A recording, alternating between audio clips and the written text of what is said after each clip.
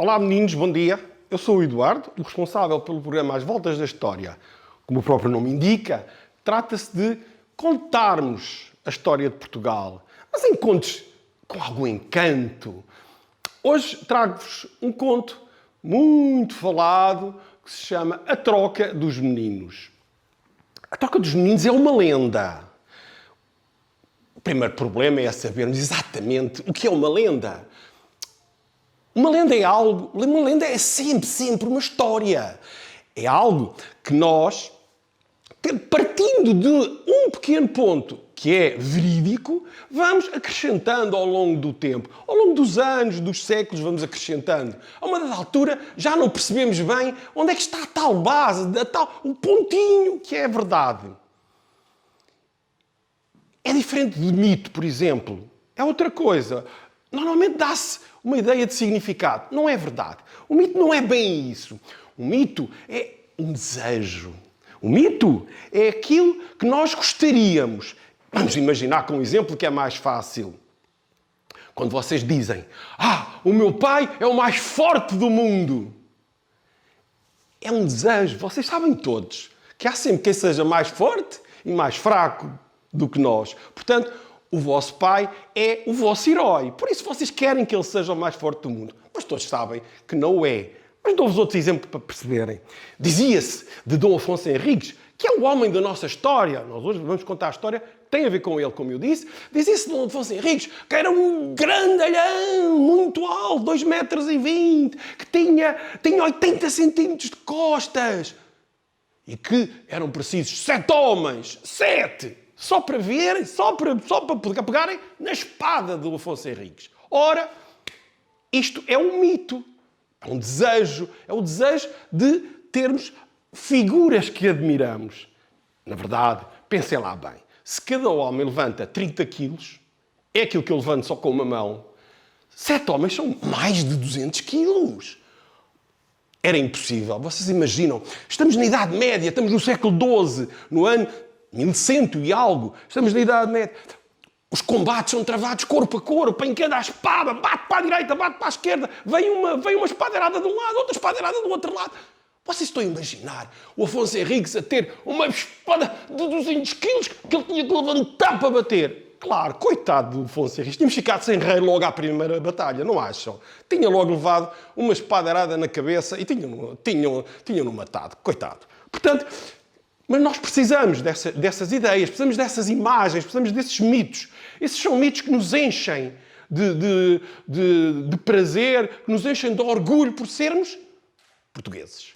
Vamos à nossa história, sabendo que é uma lenda. Eu não vou ser mauzinho para vocês hoje. Garanto-vos. Vou fazer uma coisa. Quando lá chegarmos, eu digo-vos onde é que é o ponto da verdade. Vamos a isto. Ora, a nossa história começa por perceber quem é este homem? Quem é este homem Afonso Henriques? Afonso Henriques é filho do Conde Dom Henrique e de Dona Teresa. Quem são estes senhores? O Conde Dom Henrique é um burgonhês. Ele é filho, ele tem na sua genealogia o Duque da Borgonha. Mas ele, como eu disse ainda agora, ele não é o filho mais velho. Portanto, ele não vai herdar o trono. Como é que se resolvia o problema? Quanto aos filhos que eram o segundo e o terceiro. Portanto, aquilo que nós chamamos de filhos segundos. Como é que íamos resolver o problema? Normalmente havia 2 vias. Os filhos segundos iam seguir a carreira das armas. Empregavam-se ao serviço de qualquer rei, podendo ser o próprio ou um rei estrangeiro, e iam batalhar. Isto normalmente dava-lhes enriquecimento. Porquê? Porque a forma da monarquia retribuir os serviços era exatamente o ceder terras, o ceder honras, que fazia deles homens ricos. Outro caminho era o caminho clerical. Eles acabavam por entrar numa ordem, normalmente numa ordem militar guerreira, e com isso também iam enriquecer, porque as ordens também lhes eram dadas todos os méritos, os reis davam também terras e, portanto, acabavam por também se tornar ricos. Portanto, mas Henrique não é. Portanto, Henrique é um segundo filho. Henrique vai sair de Borgonha, Borgonha, onde é que fica? Ora, Borgonha fica na França atual. Naquela altura, a França até já era um reino, já existia o rei dos francos. A Borgonha fica então no coração da França, portanto vejam de onde ele vem, e ele vem fazer o quê? Vai falar com o Afonso VI. Afonso VI é o rei de Leão. E vai dizer ao rei de Leão, vai dizer-lhe, olha Afonso, eu estou a teu dispor, venho aqui para guerrear por ti, para dar aí umas espadaradas nos mouros, para ver se a gente... Tu tens-te andado a esforçar mais os teus antecessores para mandar os mouros daqui para fora, eu venho dar uma ajuda aqui na guerra. E este é o futuro pai de Afonso Henriques. A mãe, quem é a mãe? A mãe é a Dona Teresa. Dona Teresa é uma filha do Afonso VI de Leão. É uma filha, não se pode dizer que seja filha segunda, porque não o é verdadeiramente, por um fator simples. É uma filha ilegítima. O Afonso VI tem 2 filhas, tem um filho que vai morrer e, portanto, será a filha legítima que vai herdar o reino. Mas ele tem 2 filhas, sendo que esta Dona Teresa é a ilegítima e a Urraca é a filha de casamento. Ora, a Teresa é dada em mão ao Conde Dom Henrique. A Teresa é muito novinha, mas é dada em mão ao Conde Dom Henrique. Eles casam e vão tendo vários filhos. Os filhos, para azar, acabam por morrer. E vão ficar 2 filhas. E o último deles é o Afonso. Este Afonso Henriques que nós falamos na história vai ser o último. Ele tem o direito, pela lei canónica e civil, ele tem o direito de ser o rei. Não são as irmãs, apesar de ser mais velhas. Isto porquê? Porque as mulheres, havendo filhos varões, as mulheres estavam afastadas da herança. Bom, já falámos quem é o Afonso Henriques e agora é muito importante falarmos de uma outra figura, que é o Egas Muniz. Na escola, o professor já vos contou de certeza absoluta aquela lenda, porque também é uma lenda, aquela lenda de ir um fidalgo português com a família, a filharada toda, a mulher, e ele vai com umas cordas no pescoço e vai ao rei de Leão e vai dizer e tal, pela palavra que eu empenhei em nome de Afonso Henriques, que não a cumpriu, eu venho entregar-me a Vossa Alteza. Bom, independentemente dessa lenda, que talvez com o tempo acabemos por um dia contá-la também, mas mais em pormenor e em conto, independentemente disso, dessa lenda, o Egas Muniz vai ser o aio de Afonso Henriques. O que queria dizer ser o aio na Idade Média? Queria dizer que não era o pai e a mãe que educavam os filhos. O pai e a mãe reais, se fossem monarcas, se fossem nobres, não educavam os filhos. Havia um aio, alguém que se encarregava da educação. O que era a educação na Idade Média? Bom, a educação na Idade Média era basicamente ensiná-los a cavalgar, as criancinhas, ensiná-los a espadeirar, muito importante, ensinar-lhes o que era justiça, para que, ao assumirem o povo, fizessem aquilo que é a virtude maior de um rei. Administrar justiça. Bom, se com isso conseguissem explicar ao rei mais alguma coisa acerca de história, de geografia, da vida de Jesus Cristo, da cristandade, portanto, há alguma teologia à volta, sobretudo, da religião cristã, ideal seria. Mas, acima de tudo, o rei tinha que ser um grande cavaleiro, um grande espadachim. Ora, o que vai acontecer, e eu começo já por então dizer-vos que é este o ponto de verdade da história, é que há um artigo do século seguinte à morte de Afonso Henriques, já agora para ficar, Dom Afonso Henriques terá nascido entre 1109 e 1110, será por aí. O pai morre em 1112, hein? Morre com ele muito jovem. Portanto, o ponto principal, como eu estava a dizer, é que há um documento que fala que Afonso Henriques nasceu tolheito das pernas. O que é isto de ser tolheito das pernas? Ser tolheito das pernas significa que não tem força nas pernas. Significa que não se mantém de pé. Como é que ele poderia andar? Envolto numa padiola, carregado pelos criados, ou com algum tipo de canadianas, porque, na verdade, ele as pernas arrastava-as. Ele não andava. Bom, todos sabemos que um bebê, uma criancinha de 1 ano não anda. Com 1 ano e meio já começa a dar os primeiros passos. Aos 2 anos certamente que está a caminhar. Com Afonso não vai acontecer nada disso. E começa a preocupar a mãe. Não já o pai, como eu disse, porque o pai morre entretanto. Mas começa a preocupar a mãe. Aguardam até aos 3 anos. Aos 3 anos, Teresa está louca. Teresa reclama de Deus, reclama da sorte, reclama de tudo. E vai perguntar ao Aio. Um dia Teresa encontra o Aio com um menino em cima de um cavalo. E ela assusta-se. Egas, que estás tu a fazer? Que estás tu a fazer? Tu vais pôr o meu menino a cavalo. O menino cai, o menino não tem força nas pernas. E o Egas diz, não há problema, senhora, que eu amarro. Eu ponho aqui à volta da cela, amarro pela cinta, amarro-lhe as pernas. Ele não cai. Poderei estar descansada. Descansada, Egas. Mas descansada como? Como é que eu posso estar descansada, Egas? Eu ando nervosa. Tu já viste? Eu tenho um condado para administrar. O meu herdeiro vai ser o conde.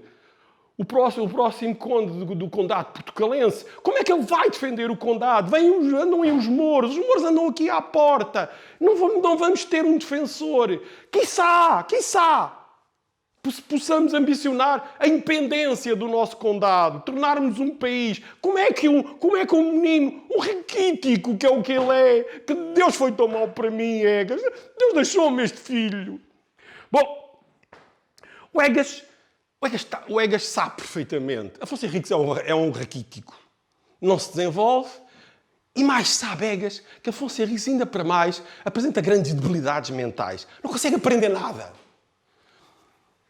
Estamos numa altura em que, em cada 2, um menino morria. Uma criança morria até aos 2 anos. Mas Afonso não morreu. Mas tem fortes debilidades espirituais e físicas. Bom, Egas está algo preocupado, mas vai fazer uma revelação surpreendente à Teresa. E vai dizer, senhora, eu não sei, mas... E a Teresa está nervosa e diz-lhe, mas não sabes o quê? Mas o quê? Estás-me a pôr nervosa, homem do diabo. Talvez tenhamos uma esperança. Egas, tu cala, tu não me voltes com esta conversa que eu já não sei quanto sofro. Bom. Egas vai-lhe dizer, senhora, eu vou-vos contar. Eu há dias tive um sonho. Então, nesse sonho, aparecia-me a Virgem Maria. A Virgem Maria aparecia toda envolta em luz. E dizia-me, Egas, eu quero que tu vás a um determinado local e construas lá uma igreja. Por sobre as ruínas de uma outra que houve no tempo dos visigodos, que os infiéis muçulmanos destruíram. E a Teresa olha para eles assim, olha, explica lá, mas que lugar é esse? Estás para aí a falar do quê? Que eu ainda não percebi. É Carcre, senhor, é Carcre. E o que é que o meu filho Afonso tem a ver com uma igreja de Carcre? Senhora, aí é que reside a minha esperança. A minha esperança é porque a Virgem Maria me disse, se tu construires a igreja e lá levares o menino, colocá-lo no altar e passares lá todos uma noite, na manhã seguinte, o Afonso estará curado. A Teresa ficou pensativa. De repente, abria-se um horizonte de esperança. De repente, a intervenção divina parecia querer vir. Teresa não confia inteiramente, mas vai dizer ao Egas, olha, Egas, é muito simples, fazemos uma coisa. Faz lá a igreja e depois conversamos. Egas continua com o sonho e vai com uma velocidade incrível, chama todo. Egas é um homem muito rico, é um nobre de Ribassosa. E vai conseguir construir a igreja num prazo impossível. 1 ano. Durante 1 ano, ele constrói a igreja. Uma bela igreja. A igreja de Santa Maria de Cárcere. Fica ali ao pé de Lamego, Rezende. É aí que fica aquele monumento romântico, lindo. Bom, Egas vai dizer, vem todo o fã dizer: Senhora, senhora, está construída a igreja. Estão reunidas as condições para levarmos lá Afonso. A Teresa diz: homem, vamos embora, vamos a isso. Bom, arranja-se, fala-se. Ele fala com os criados, arranja-se tudo e partem todos de Guimarães, onde viviam, e vão para Cárcere. À chegada a Cárcere, Teresa dá os parabéns a Egas. Egas, que linda, magnífica, fantástica esta igreja. E começa a dar uma volta à igreja. Volta para aqui, volta para ali, até que vê uma janelinha. A janela é linda. Ela espreita para dentro, por dentro da janela. E ao espreitar vê que lá dentro há uma pequenita capelinha. Dá a volta. E vê, realmente, é pobrezinha aquela capela. É anexa à igreja, mas é pobrezinha. Não tem luxo nenhum, não tem nada. E Teresa vai dizer ao Egas: olha, Egas, sabes uma coisa? A vida de Nossa Senhora foi uma vida de humildade. Portanto, Nossa Senhora não quererá certamente luxos. Bom, Egas não lhe responde de imediato. Egas está preocupado. Está preocupado porque ele saíra de casa e levara consigo o seu pequeno filho, Mem Viegas. O Mem Viegas teria sensivelmente menos uns meses que Afonso Henriques. Era um menino bem constituído, um menino forte, alto para a sua idade. Dórdia Pais, a mãe do menino, mulher de Egas Muniz, perguntou-lhe à saída de casa: por que levas um menino numa viagem tão longa? Porque o menino é muito pequenino. Egas vai dizer: qual pequenino, qual carapuça? Um menino, homem, quer-se com o pai a aprender. Vai ver, eu vou aproveitar para lhe ensinar como é que se pega numa espada, como é que se dá, como é que se derrota o Moro. E mais, eu levo criados. O que é que tu julgas? Que perigo é que lhe pode acontecer? Mas Dórdia não se convence. Dórdia diz: oh, marido, não é isso. Há qualquer coisa no coração que me diz que não sei o que é. Pronto, é a mulher que é que sabe fazer. Olha, cala-te e remete-te ao silêncio. Eu levo o nosso filho. Ele é da idade do Afonso. Vai brincar com o Afonso. Estão agora duas crianças ali. Vão brincar os dois. Bom, Dórdia, como era natural naquela altura, tem que se submeter à vontade do marido. Mas isso preocupou Egas. Egas gostava de ter um bom ambiente e ter que afrontar a mulher com a sua vontade não lhe agradava muito. Por isso não respondeu a Dona Teresa. Mas Teresa insiste: Egas, não me estás a ouvir? Já te disse. Por favor, vamos passar a noite na capela. Egas tinha envolvido alguns esforços em decorar a capela. Tinha-lhe posto flores, tinha-lhe posto velas, tinha aquecido a igreja-mor. E, portanto, Egas queria que o evento se desse na igreja, no altar-mor da igreja, engalanado. Mas Teresa faz mostrar quem é que ali manda. E quem manda é ela, que ela é condessa. Ela que é a filha do rei de Leão. Então ela diz: não, é aqui. Mas senhora, volta Egas, senhora, aí faz frio. À noite, isso não importa, tem, senhora. Faz frio, manda teus criados às redondezas buscar mantas. Bom, dura lex sed lex. A lei é assim, quem manda é a condessa. E os criados foram e vão-se predispor todos a passar a noite, como a Virgem Maria havia avisado, a passar a noite com o menino no altar. De uma criança de 5 anos, mais ou menos, 5, 6 anos, o que é que se espera? Que essa criança acabe por adormecer com facilidade. Mas vai adormecer num local específico. Vai adormecer no pequeno altar da capela. Uma mantazinha, o bom do Afonso lá metido dentro, o outro a tapá-lo, e para aquecer, Egas Muniz manda trazer as tochas da igreja. Ponham as tochas aqui na capela. Bom, os adultos também acabam por se acolher a um cantinho, encostam-se uns aos outros, tapam-se com as mantas e adormece tudo. Há um silêncio. Só bula o vento.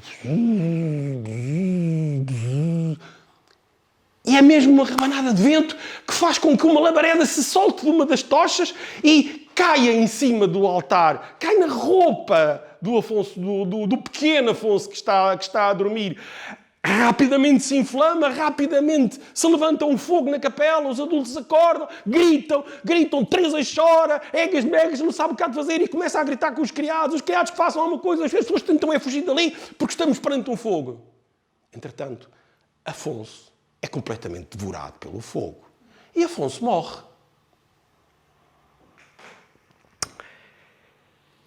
Por muito que nos possa espantar, no meio de todo aquele choro, toda uma convulsão, Egas Muniz vai ter uma ideia. E vai dizer, senhora, a culpa é minha. Vamos fazer uma coisa. Ali, porque um cantinho estava, ali dorme o meu filho Men. Estava ali, a criança a dormir, toda aconchegadinha, como se estivesse completamente alheia ao incêndio. Ali dorme o meu filho Men. Eu proponho que troquemos os meninos. Vamos dizer que quem morreu foi o meu filho Men e que esta criança é Afonso Henriques. E mais, vamos dizer que a Senhora, a Virgem Maria, cumpriu a promessa que nos tinha feito. Curou o menino. Teresa fica entre o sobressaltada, o chocada, o espantada e diz-lhe, mas toda a gente conhece o Afonso, toda a gente sabe que ele não é como o Men.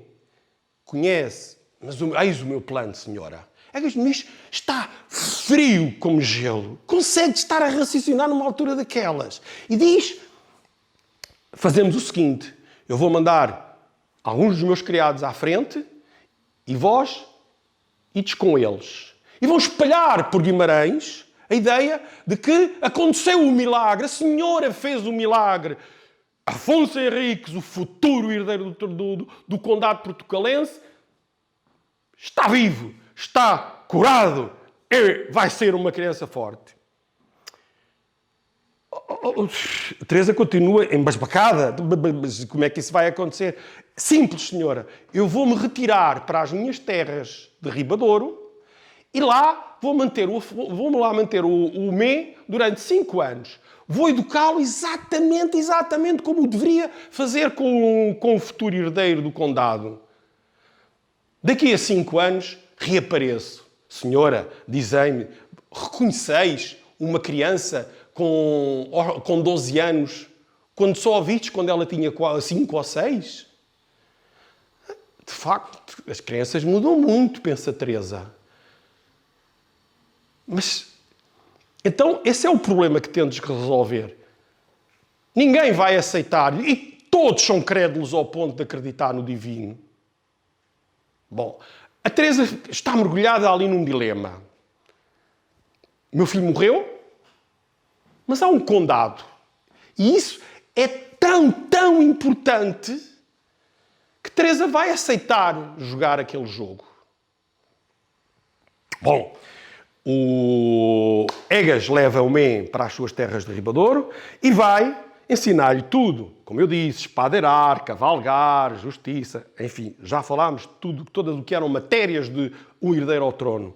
Mas vai ao mesmo tempo meter-lhe na cabeça a importância dele deixar de ser Men. Ele passa a ser Afonso Henriques. Durante 5 longos anos, esta tarefa é empreendida por Egas e um dia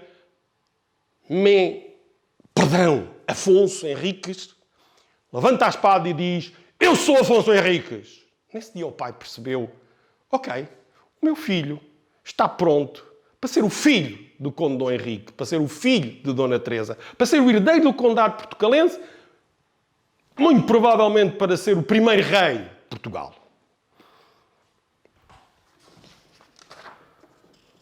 Bom, a história do Afonso Henriques, esta lenda, acaba tragicamente.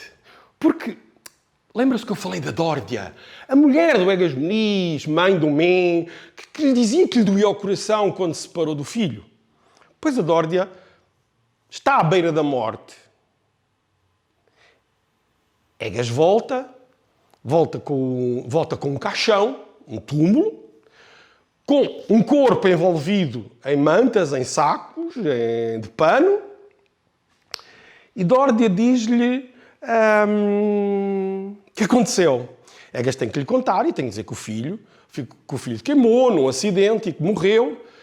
E Dórdia diz, mas eu quero ver o meu filho. Estamos a imaginar o que é a dor de uma mãe. Já imaginámos a da Teresa, agora estamos a imaginar a da Dórdia. E Dórdia diz, eu quero ver o meu filho.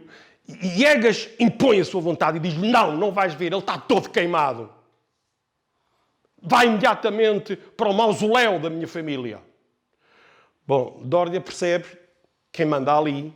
E tanto ela como a camareira vai acalmá-la. E ela vai ter um estranho pedido. Ela vai chegar ao pé do marido e diz-lhe assim, meu esposo adorado, já que eu não posso ter nada, já que eu não posso ver o nosso filho, o nosso querido filho, dai-me ao menos uma peça dele. Egas condói-se. Já não tem coração para continuar a dizer a uma mãe que está dilacerada com a morte do filho. E vai dizer ao criado, olha, chega ali, abre o túmulo, tira lá as sandálias, que eram do Afonso Henriques, como é óbvio, tira lá as sandálias e dá-lhe as sandálias e ela fica toda contente. Pronto, e acabou a história e não se fala mais nisso. Assim o criado fez, dá-lhe as sandálias. Dórdia olha para as sandálias. Durante algum tempo Dórdia não diz nada. Mas como eu disse, Dórdia está a morrer. No leito de morte, choram as carpideiras, e Egas aproxima-se para se despedir dela, senta-se à beira da cama e vai sentir uma força estranha de quem está a morrer. A mulher, a Dórdia, deita-lhe a mão ao peito, agarra-o pelas roupas e fala-o aproximar-se da boca dela, fala-o aproximar o ouvido da boca dela e diz-lhe assim, se tu julgas que me enganaste, nunca o conseguiste. Aquelas sandálias estavam gastas de lado. O nosso filho não era manco, nem coxo. Eu sei o que tu fizeste, que te roa a consciência enquanto fores vivo. E assim termina a história. Assim termina a lenda de Afonso Henriques. Como digo, e disse, há um pequenino ponto de onde partimos. O Afonso Henriques nasceu tolheito das pernas. Depois, toda a versão popular que se foi criando à volta foi engrandecendo esta lenda. Mas eu tenho mais algumas coisas para vos dizer. Queria que refletissem agora um pouquinho na história. Ou seja, será que importa mesmo quem foi Afonso Henriques? Afonso Henriques foi o Afonso Henriques que nasceu Afonso Henriques? Ou se é o Mem Viegas, filho do Egas Muniz? Isso importa mesmo? Ou importa antes o que aquela figura que nós glorificamos, que nós honramos, que aquela figura fez? E aquela figura, fosse quem fosse, fez o rei de Portugal. Fez com que hoje nós estejamos aqui, nós partilhamos um território, nós partilhamos uma língua. Isso é que é importante. Mas há mais outra ideia, outra lição de moral que podemos tirar daqui. Como vocês ouvem todos os dias nos telejornais, hoje em dia discute-se muito, a Segurança Social vem e tira os filhos a pais porque os pais os trataram mal ou porque não cuidaram deles. Depois fala-se dos pais adotivos, de todos os problemas que isto tem criado. Crianças que são depois educadas por pais que não eram pais porque são adotivos. Os pais biológicos depois levantam problemas. E agora deixo-vos a vocês, para vocês pensarem. Deixo-vos a vocês pensarem. O que é mais importante? São aqueles que estão ao nosso lado. Aqueles que, quando nós estamos doentes, nos ajudam, nos amparam, nos dão um carinho, nos dão um beijinho. Ou são aqueles que estão ausentes?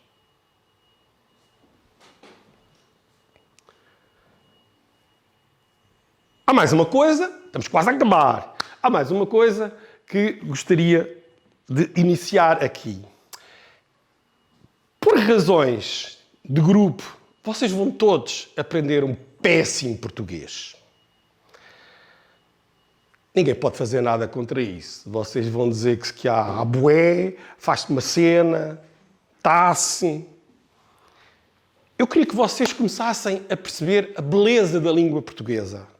E a beleza da língua portuguesa tem coisas fantásticas. Reparem que eu, a uma dada altura, disse que Dórdia, auxiliada pela camareira, pediu as sandálias. Sabem o que é que eu podia ter dito?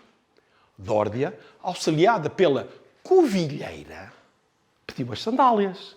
Estamos perante um sinónimo, mas lindo, uma palavra linda. Também falei que Egas fez o funeral ao Mé. Mas podia ter dito outra coisa.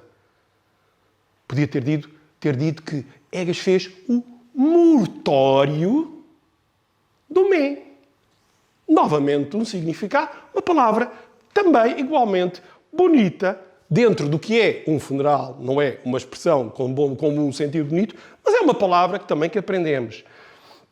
E disse que Dórdia, no leito da morte, e podia ter dito no catre onde Dórdia morreu. Verem a beleza da palavra catre? Hoje aprendemos. Camareira é covilheira, funeral é mortório, cama é catre.